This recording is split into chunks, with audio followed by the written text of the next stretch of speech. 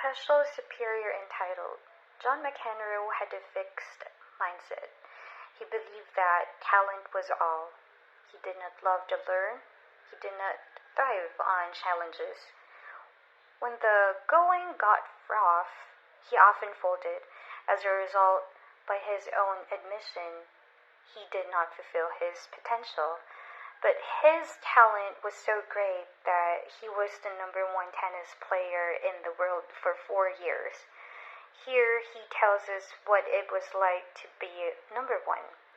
McEnroe used sawdust to absorb the sweat on his hands during a match. This time, the sawdust was not to his liking, so he went over to the can of sawdust and knocked it over with his racket. His agent Gary came dashing over to find out what was wrong.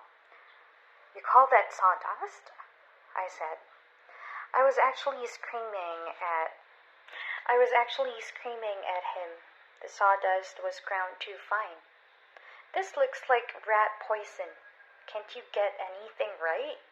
So Gary ran out, and 20 minutes later came back with a fresh can of Corsair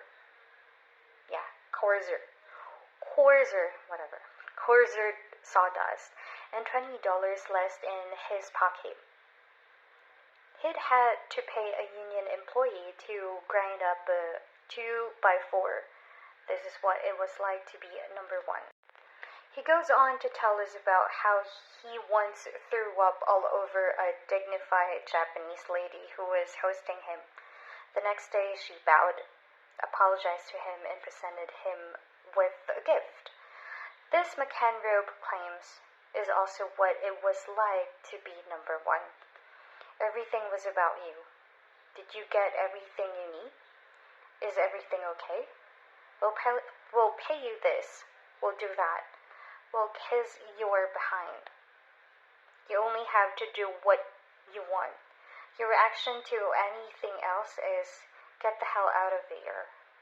For a long time, I didn't mind in a bit with you. So let's see if you're successful. You're better than other people. You get so abuse them and have them grovel. In the fixed mindset, this is what can pass for self-esteem. As a contrast, let's look at Michael Jordan, growth-minded athlete par excellence. His greatness is regularly proclaimed by the world. Superman, God in person, Jesus in tennis shoes. If anyone has reason to think of himself as special, it's he. But here's what he said when he returned to basketball, caused a huge commotion. "I was shocked with the level of intensity my coming back to the game created.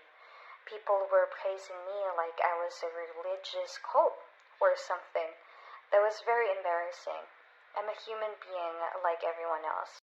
Jordan knew how hard he had worked to develop his abilities. He was a person who had struggled and grown, not a person who was inherently better than others. Tom Wolfe, in The Right Stuff, describes the elite military pilots who eagerly embraced a fixed mindset. Having passed on a rigorous test after another, they think of themselves as special, as people who were born smarter and braver than other people.